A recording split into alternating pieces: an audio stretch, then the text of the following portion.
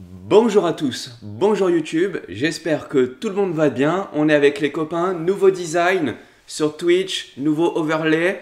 On commence à être professionnel de Twitch. Enfin, je commence à être un professionnel sur Twitch.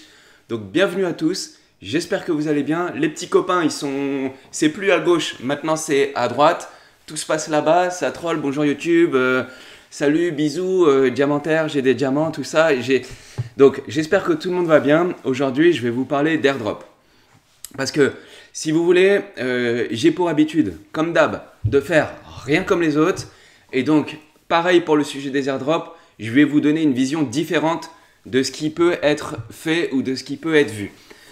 Pourquoi? Parce qu'en fait, les airdrops, c'est du lourd, ça met bien, on peut gagner beaucoup d'argent, mais c'est pas toujours le cas. Et je vais vous montrer des cas, justement, récents, où il y a eu beaucoup de hype et où on prend quand même des gros risques en utilisant ce type d'airdrop. En gros, il faut savoir qu'il y a des bons et il y a des mauvais airdrops. Et moi, je vais vous expliquer ça et je vais vous donner des exemples et je vais m'appuyer sur quelqu'un qui a fait un excellent travail. C'est l'équipe de Rekt. Rekt, c'est des Français, mais ils font des articles en anglais. Ils en ont fait un qu'ils ont posté, je sais plus quand, aujourd'hui ou hier ou avant-hier. Je l'ai lu, il est super bien et j'ai remarqué la même chose.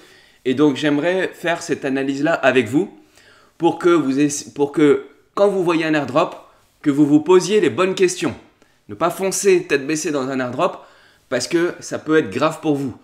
Et je dis pas ça pour faire peur ou quoi que ce soit, c'est la réalité, vous allez comprendre tout de suite pourquoi. Je vous propose de passer sur mon PC et je vous montre ça. Donc comme je vous disais, il y a des bons et il y a des mauvais airdrops. Là, je vais me baser sur un article qui a été fait par Rekt et auquel je vais apporter des commentaires et que je vais vous montrer l'illustration de ce qu'ils sont en train de raconter. Et franchement, ils font un taf Rekt, j'aime bien. Ils font un super taf mortel. Et à chaque fois, c'est réfléchi, avec des preuves, etc. J'aime bien. Donc, je reprends ce qu'ils font. Et je mettrai aussi dans la description le lien de l'article pour leur faire un peu de pub. Parce que franchement, le travail qui est fait, il est bien. Donc, ils mériteraient d'avoir un petit peu de pub. Et donc, tout ça, ça sera dans la description. Alors, eux, qu'est-ce qu'ils disent ? Récemment, vous avez vu, alors il y a des bons airdrops et il y a des mauvais airdrops. Récemment, vous avez vu, il y a eu des airdrops qui sont passés. Et là, dans la vidéo, je vais vous en parler de 3 airdrops qui ont eu des problèmes et qui se sont mal passés. Et il y a eu aussi des bons airdrops, un peu plus anciens. Et je vais vous expliquer comment on fait la différence entre les bons et les mauvais airdrops. Pour rappel, un airdrop, c'est quand vous pouvez... quand un projet vous donne gratuitement des jetons parce que vous avez respecté certaines conditions. Soit vous avez utilisé, le plus connu, c'est l'airdrop de Uniswap, où là, en fait, si vous aviez utilisé Uniswap, mais c'était il y a 6 mois ou quelque chose comme ça, hein, si vous aviez utilisé Uniswap 1, 2 ou 3 fois avec un certain montant minimum, il nous avait donné des jetons Uniswap, de mémoire c'était 1500 jetons, un truc comme ça, ça représentait 1500 $, le lendemain le prix il avait fait un x3, et même c'était même plus que ça, c'était l'équivalent de 1500 $, mais le prix il n'avait pas fait un x3, il a fait un x6 ou x8, un truc comme ça, du coup on avait gagné 10 000 $. C'était impressionnant, et des airdrops comme ça, il y en a encore. Donc ça, il y a des bons et il y a des mauvais airdrops. Et je vais tout de suite, avant de vous parler et de vous donner des exemples, d'abord, là, avant de vous parler de ce que Rekt a dit, fait, et en montrant les exemples, moi je vais vous dire comment on reconnaît un bon et un mauvais airdrop, mais vous allez voir, c'est très très simple. En fait, si vous voulez trouver un bon airdrop, c'est ultra simple. Il faut que l'airdrop que vous pouvez souscrire, parce que c'est de l'argent gratuit qu'on vous donne. Hein. Donc, si vous voyez un billet de 100 € par terre, qu'est-ce que vous faites ? Vous le ramassez dans la rue. Là, c'est pareil. Sauf que, vous allez voir, après quand je vais parler des mauvais airdrops, mais les bons airdrops, pour les reconnaître, c'est très simple. C'est que le projet qui vous distribue un airdrop, ce que j'appelle un bon airdrop, et en fait, le projet qui vous le distribue, derrière, il y a une vraie application. Il y a un vrai projet. Exemple de bon airdrop, vous avez l'airdrop de Uniswap. Vous avez, donc Uniswap, c'est la plateforme qui permet de faire des swaps sur Ethereum. Ça, c'était un bon airdrop et c'était du lourd, il ne fallait pas le louper. Un autre bon airdrop, c'était l'airdrop de Paraswap. Paraswap, pareil, c'est un DEX qui lui utilise plusieurs réseaux, qui fonctionne bien et quand eux, ils ont fait un airdrop, c'était du lourd. Mais pourquoi c'était du lourd? Dans le cas de ces deux bons airdrops, Uniswap et Paraswap, parce que derrière, il y a un vrai projet. Il y a un DEX qui fonctionne bien, qui est utilisé par tout le monde. Quand vous avez un airdrop d'un projet qui est légit, sérieux, et qu'il y a quelque chose derrière, c'est ce que j'appelle un bon airdrop. Et là, on vous donne des flux, mais généralement, ces flux, ils s'apprécient avec le temps. Et si vous voulez voir, si vous voulez, on peut regarder Uniswap, parce qu'en fait, Uniswap, eux, quand ils l'ont fait, l'airdrop, c'était un lancement. Et généralement, quand ils font des airdrops, c'est pendant un lancement. C'est-à-dire qu'ils donnent l'airdrop, et c'est à partir de là que tout commence. Et en fait, l'airdrop, ils l'ont donné au début. Donc, ils l'ont donné à 8 $, et puis il est monté très rapidement à 42 $. Et ça représente des milliards de market cap. Hein. Et Paraswap, c'est pareil. Quand ils l'ont donné, le truc, il a pris de la valeur. Ça valait tout de suite, ça valait 10, 15 000. Il y a certaines personnes qui ont gagné plus de 20 000 $ avec ça. Bon, là, on voit le prix, il baisse, mais il n'a pas baissé beaucoup. Il a été divisé par 2. Mais ce qui est important de voir, c'est qu'il y a quand même... En plus, je ne suis pas sur le bon, là. Ah si, je suis sur le bon. Mais il y a quand même beaucoup de market cap. Et de toute façon, il y avait beaucoup de monnaie. Enfin, ça représentait une valeur importante. Donc ça, c'est des bons airdrops. Par contre, il y a des mauvais airdrops. Et c'est ce que j'ai envie de vous parler là. Parce que vous allez voir que c'est pas aussi simple que ça. Parce que là, on en a eu 3. On a eu 3 exemples récemment. Et c'est des projets qui s'appellent SOS et Gaz. Donc SOS, pour ceux qui ont suivi, donc c'est le projet qui s'appelle OpenDAO. Et en fait, le projet SOS, c'est pour toutes les personnes qui avaient utilisé OpenSea et qui avaient acheté des NFT pour une certaine valeur. Je crois que de mémoire, je ne suis pas sûr, mais je crois que la condition, c'était d'avoir acheté plus de 3 NFT. Et bien, SOS, le projet The OpenDAO, vous donne un airdrop gratuit, vous donne des jetons gratuits parce que vous avez acheté des NFT dans le passé. Donc, vous et moi, hein, en tant que public, même moi, au début, je suis tombé un peu dans ces pièges-là, hein, je vous rassure. Mais ce qui est important de savoir, c'est que vous allez comprendre après comment on peut voir ça d'une autre manière. En fait, ce qu'il faut voir, c'est que là, le jeton SOS, c'est un projet, mais il n'y a rien derrière, si vous voulez. Ils construisent rien de spécial. En fait, le seul et unique but du projet, il tourne autour de l'airdrop.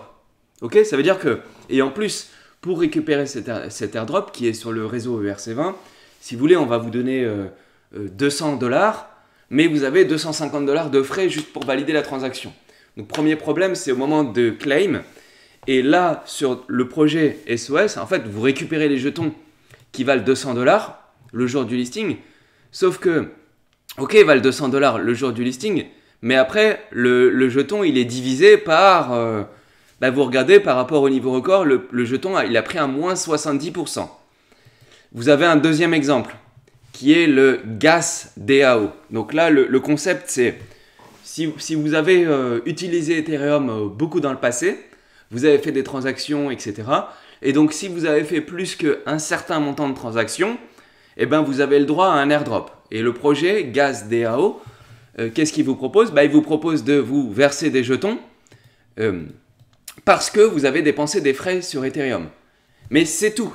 Derrière ça, il n'y a rien, si vous voulez. Il n'y a pas de projet qui est construit, contrairement à l'airdrop de Uniswap, à l'airdrop de Paraswap. Et il y a aussi pas mal d'airdrop qui se fait en ce moment sur Atom Cosmos. Et quand il y a un vrai projet qui distribue un airdrop, là, c'est intéressant. Parce que le projet, il va délivrer, parce qu'il va se passer des choses, etc.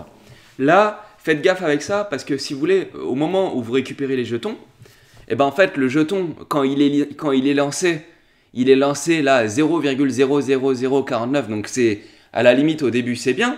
Mais après, le prix se prend à moins 93%. Donc, en fait, c'est pareil. Au moment où vous voulez les récupérer là en haut, ça vaut 200 $.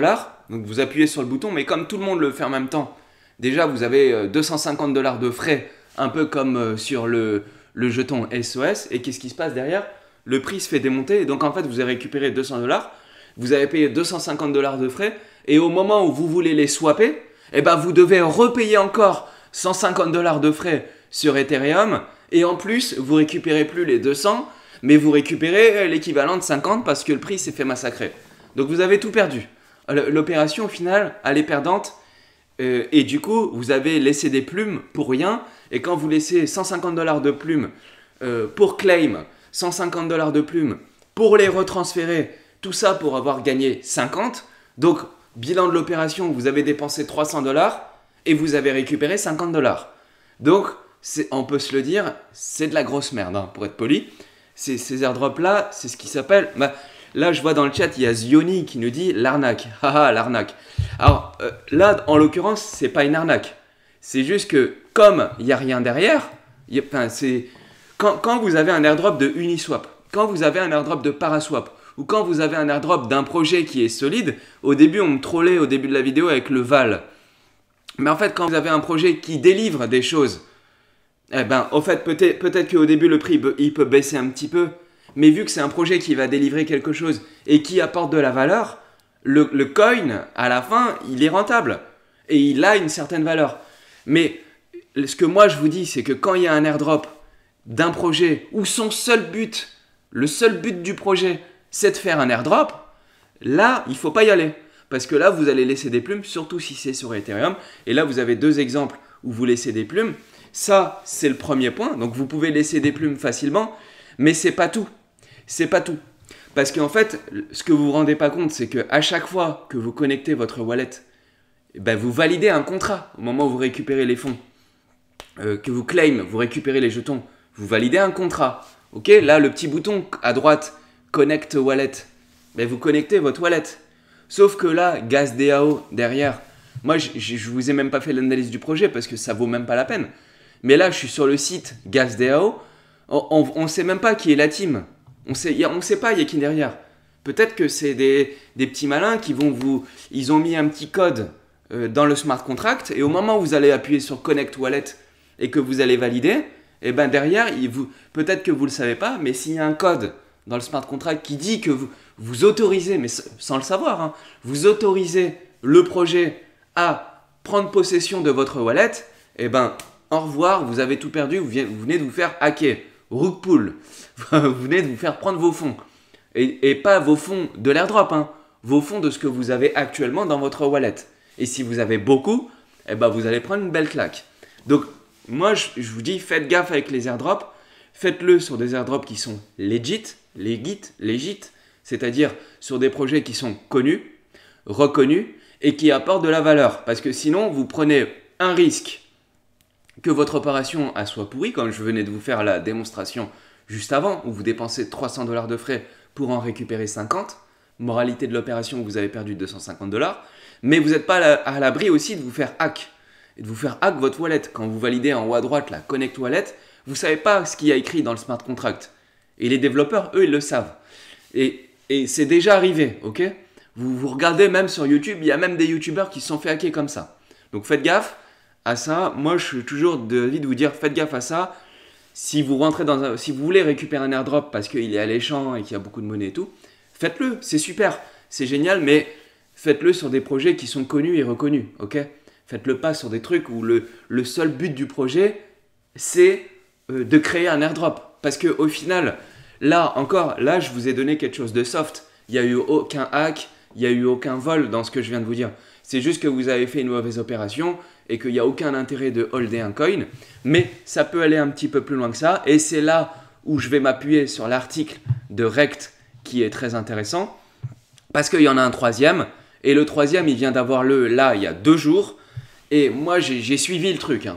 Et donc, il y a 2 jours, qu'est-ce qui s'est passé ? Donc là, je vous ai donné 2 bons exemples et 2 mauvais exemples. Et là, je vais vous en donner un cinquième exemple. C'est de ce qu'on appelle un shit show. En gros, un shit show, c'est un spectacle de merde. En gros, c'est tout ce qui s'est passé, ça donne envie de vomir. En gros, c'est ça ce qui s'est passé. Et je vais vous expliquer ce qui s'est passé pour éviter que vous vous fassiez Rekt bêtement. Hein, il porte bien son nom, le site Rekt. Donc, en gros, ils disent... Alors, je vais le traduire en français. Il dit, cette semaine, beaucoup de battage médiatique et de FOMO s'est créé autour de lancement d'un token pour le site Fees.whatthefuck. Donc là, et je me suis amusé à connecter mon wallet. Hein. Moi, j'ai pris le risque là pour la vidéo. Et d'ailleurs, je vois que ça marche même pas bien. Je vois que ça marche même pas bien parce qu'au final, normalement, il devrait y avoir écrit des trucs, des variables en fait, en me disant ah bah si c'est bon. Donc là, je vous donne mon exemple. Moi, je viens de connecter mon wallet. Et en fait, le site Fees. Alors, ne faites pas ça, ok? Fees.whatthefuck. Déjà, rien que le nom, Fees.whatthefuck. Déjà, on se méfie, ok? Tous les trucs comme ça, on se méfie. Mais en gros, moi, je le fais là pour les biens de la vidéo. Mais en fait, j'ai connecté mon wallet Ethereum. Et en fait, il me dit voilà, Nono, you've spent. Donc, moi, j'ai dépensé 4,2 ETH en gaz depuis que j'utilise mon wallet. Mais je vous rassure, ça fait longtemps que j'utilise mon wallet. À l'époque, le TH, il valait 20 dollars, quoi, si vous voulez. Donc, c'est pour ça que là, aujourd'hui, ça représente des sommes énormes. Donc, right now, ça représente 14 000 dollars. Donc, je suis fier déjà, je viens d'apprendre, merci fees.whatthefuck, je viens d'apprendre que j'ai dépensé 14 000 dollars juste en frais du réseau. Ok, donc merci Ethereum, bête de réseau Ethereum, super, ok. Merci Ethereum pour m'avoir fait dépenser 14 000 dollars de frais. Donc ça, c'est la première bonne nouvelle, je suis content de l'apprendre. Et en fait, il me donne tous les détails de mon wallet. Donc j'ai utilisé 36 millions de gaz pour envoyer 438 transactions. Donc si je devais déclarer mes transactions aux impôts, bah, je suis mort dans le film parce que j'ai pas qu'un seul wallet et je suis sur plus de 23 échanges centralisés différents. Donc je suis mort quoi, si vous voulez. Oui, avec un average de 122 Gwei. Donc ils me disent que j'ai fait 43 transactions qui ont échoué et qui m'ont coûté. Alors merci Ethereum, donc j'ai dépensé 0,33 ETH pour des transactions qui n'ont jamais fonctionné. Donc ça fait plaisir de le savoir aussi. J'apprends des choses avec vous. Et en gros, voilà, le concept du projet fees.whatthefuck, c'est ça. Donc c'est de vous dire, vous avez dépensé beaucoup de frais. Donc nous, qu'est-ce qu'on va faire ? Le projet fees.whatthefuck, on va vous donner un airdrop, on va vous donner des jetons qui s'appellent le jeton le what the fuck. Le jeton, c'est le what the fuck token. Ok ? Mais c'est même pas du troll, hein, c'est la réalité. C'est la crypto, c'est comme ça.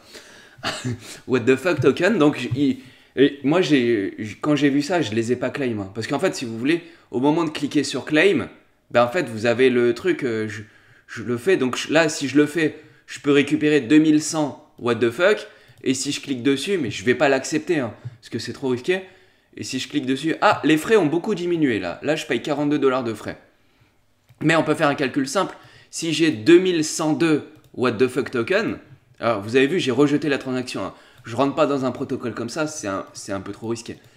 Alors 2102 what the fuck, donc vous multipliez par le prix 0,05. Donc je fais 0,05. Et ben j'ai gagné 105 dollars. Ok ? Donc là, il me propose de gagner 105 dollars, sauf que avec mes 2102 what the fuck, si je les récupère, donc vous avez vu qu'il y avait 45 dollars de frais, donc je dois payer 45 dollars pour les récupérer pour gagner 105. Donc déjà, je retire 45. Donc ça veut dire qu'à la fin, il va me rester 60 dollars. Mais si je veux récupérer ça en USD, je vais devoir aller sur une plateforme style Uniswap ou sur leur plateforme à eux. Non, d'ailleurs, en plus, alors le truc de ouf, c'est que eux, ils l'ont même pas listé sur Uniswap. Mais de toute façon, si c'était listé sur Uniswap, là, ça m'a coûté 150 dollars de frais. Donc, moralité de l'opération, j'aurais perdu 110 dollars. Donc, c'est l'airdrop. Méfiez-vous avec ces airdrops-là. Faut pas cliquer comme ça, comme des oufs, parce qu'à la fin, vous êtes rect. C'est ça qui se passe. Et qu'est-ce qui s'est passé sur ce projet-là ? Alors, en plus, c'est pas tout. Alors, c'est pas tout. Que je continue ma démonstration jusqu'au bout. Donc, à la fin, il me donne 105 dollars, mais c'est pas tout. Parce qu'en plus des 105 dollars, en fait, il faut payer pour la team, pour le projet fees.whatthefuck, il faut leur payer 0,01 ETH. Et ça représente 40 dollars. Ok, donc c'est écrit. Hein. C'est écrit et je vais vous le montrer. Il y a un nouvel abonné. Bonjour, nouvel abonné. Et c'est écrit, donc je vais vous le retrouver. Alors, ah voilà, c'est là. Les frais de déverrouillage de 0,01 ETH vont directement au portefeuille de l'équipe. Donc ça veut dire que le 15 janvier, quand il a posté cet article-là, ça représentait déjà 175 ETH. Ok ? Donc c'était hier. Donc là, encore aujourd'hui, il y a eu encore plus de... Donc déjà, à chaque fois que vous allez récupérer des frais, qui c'est qui va gagner de l'argent? C'est pas vous, c'est la team qui va gagner de l'argent. Et là, déjà, depuis qu'ils ont lancé, ils ont récupéré 175 ETH. 175 ETH, c'est 500 000 $. Donc, l'airdrop, en fait, l'airdrop, c'est pas pour vous. L'airdrop, c'est pour la team qui a eu l'idée de faire ça. C'est aussi simple que ça. Et du coup, alors ça, c'est pas fini, hein. Alors ça, c'est le premier point. Donc déjà, vous allez payer 0,01 ETH qui correspond à peu près à 40 $ de frais. Donc vous retirez déjà aux 60 que vous allez gagner, vous allez retirer 40, donc il va vous rester 20 $. Mais c'est pas tout parce que le jeton lui-même contient également des frais de transfert. Ça veut dire que à chaque, comme ils l'ont pas, ils sont malins, hein, comme ils l'ont pas listé sur Uniswap et qu'ils l'ont listé que sur leur site à eux, là le site fees.whatthefuck, si vous voulez récupérer votre vraie monnaie, là, si vous voulez du coup récupérer les 20 $ qui vous restent, votre vraie monnaie, ben en fait, vous n'avez pas le choix, il faut aller sur l'autre plateforme. Alors, ils peuvent vous donner un NFT aussi, mais dans ce cas-là, c'est plus 42 frais pour les récupérer. Mais moi, à un moment, c'était monté à plus de 300 $ de frais pour avoir un NFT qui donne aucun droit. Et vous pouvez récupérer les deux. C'est pour ça qu'il y a écrit Claim Both. Et donc, en fait, qu'est-ce que vous allez faire? Vous allez trade. Vous allez faire le trade. Donc là, s'ils l'ont rajouté, ça y est, ils l'ont rajouté sur Uniswap. Mais au début, ce n'était pas le cas. Et en fait, au début, ils l'ont mis uniquement sur leur plateforme à eux. Et si vous voulez, sur leur plateforme à eux, en fait, à chaque fois que vous allez faire un swap, eh ben, vous payez entre 4 et 10% de frais. À qui vont les 10% de frais? Donc déjà, c'est plus 20 $ que vous allez gagner. Donc vous pouvez déjà retirer encore 10%. Donc ça fait 0,90. Donc vous n'allez plus que gagner 18 $. Et en fait, ces frais, ils vont à qui? Je vous fais un dessin. Ils vont à la team, à l'équipe. Donc, ils vont déjà récupérer 0,01 ETH à chaque fois que vous allez récupérer, plus 10% de frais à chaque fois qu'il y a un transfert, donc à chaque swap. Et là, c'est pas tout parce que, en plus des frais que je viens de vous dire, l'adresse du don de l'équipe avait déjà encaissé 500 000 $. Donc, vous avez l'adresse, en fait, l'adresse, elle est publique, hein. C'est une adresse Ethereum. Salut au nouvel abonné. C'était une adresse Ethereum. Et en fait, du coup, le truc, c'est qu'il y a des gens qui ont essayé de faire des swaps sur leur plateforme. Sauf que, en fait, il y a des gens qui se sont fait démonter, mais salement.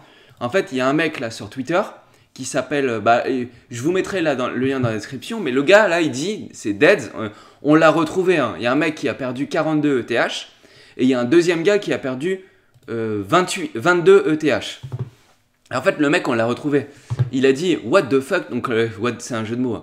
What the fuck token, je tremble tellement en ce moment, j'ai mis 42 ETH et quand je suis allé réclamer, je n'ai pu récupérer que 0,4 ETH. Donc, bel airdrop, un accélérateur de valeur.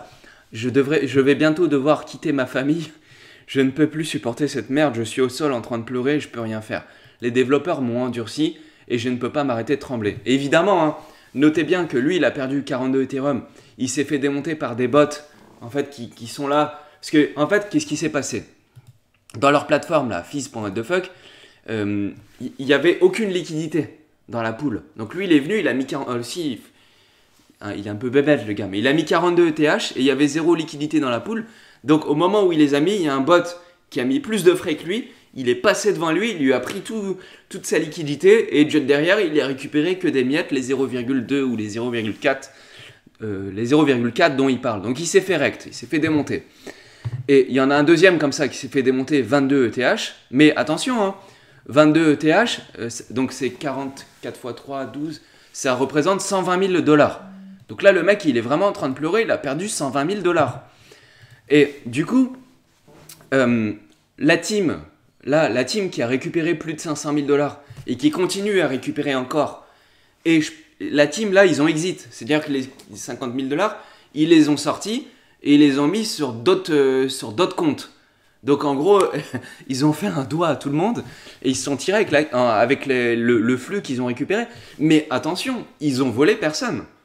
Et c'était les règles du jeu, elles étaient comme ça. Mais quand on vous dit wow, gros airdrop et tout, bah en fait, ils ont volé personne. C'était des règles qui ont été définies à l'avance. Sauf que si vous ne le saviez pas, eh ben, les flux, eux, ils ont encaissé la monnaie. ils ont créé un projet qui tournait autour d'un airdrop. Et voilà, mais en fait, à la fin, tout le monde perd. Et c'est ça la réalité. Donc c'est pour ça que je vous dis que vous voyez plein de vidéos sur YouTube, airdrop, airdrop, airdrop. Et je sais que moi aussi, j'avais déjà fait une vidéo un jour où j'avais mis airdrop. Et c'est la vidéo, je crois, l'une des vidéos où j'avais eu le plus de vues. Mais faites gaffe avec les airdrops. Parce que, alors moi encore, quand je vous présente un airdrop, c'est des airdrops qui sont legit. C'est des airdrops où vous allez vraiment récupérer quelque chose. Même si c'est pas beaucoup, vous récupérez quelque chose. Mais vous ne sortez pas en perte. Parce que je vérifie ce que je vous propose. Mais faites gaffe à ce que vous voyez. Parce qu'il y a des bons et il y a des mauvais airdrops. Et là, je viens de vous montrer un exemple d'un mauvais airdrop. Et du coup, c'est quand même assez grave ce qui se passe. Et en plus, le what the fuck là, le WTF token dont je vous parle, il a été listé à 0,3 dollars, mais aujourd'hui, il en vaut 0,06. Et en fait, si vous voulez, ça fait un moins que 78%. Donc en plus, si les gens qui ont récupéré le airdrop, qui ont payé 100 ou 150 dollars de frais, parce qu'au début, tout le monde voulait le récupérer, bah derrière, le truc, il vaut plus rien. Il vaut plus rien et c'est ça l'objet de la vidéo où je voulais vous mettre en garde sur les airdrops parce qu'il y a des bons airdrops et c'est du lourd. Hein. On peut gagner beaucoup avec des beaux airdrops comme Uniswap, Paraswap ou des airdrops où il y a des vrais projets qui sont solides derrière. Mais tous les shit airdrops là, comme ceux que je viens de vous montrer, notamment SOS, Gas, DAO et Fizz.what the fuck. Et ça, je peux vous dire, alors je vais vite déconner, mais faut que je déconnecte mon wallet de ça parce que disconnect wallet parce que ça c'est ultra risqué. Faut pas jouer avec ces genres de trucs parce que s'il y a des mecs qui ont accès, faut toujours déconnecter votre wallet de tous les trucs où vous êtes. Comme ça au moins vous diminuez vos risques et n'acceptez jamais de smart contract que vous connaissez pas. Voilà, j'espère que ça vous a plu. Si ça vous a plu, je vous propose de vous abonner et de cliquer sur la cloche. Petit pouce sur YouTube. Nous, on va rester un petit peu sur Twitch, on va parler de tout ça. J'espère que ça vous a plu. Je vous dis à la prochaine. Faites gaffe à vous. Prenez soin de vous. Des airdrops, tout le monde vous dit les airdrops, c'est du lourd et tout. Faites gaffe, il y a des bons et des mauvais. Maintenant, vous le savez. Et j'espère que ça vous aura aidé. Peace à tous. Bisous les potes. Bisous YouTube. Et nous, on continue sur Twitch. À la prochaine. Ciao à tous.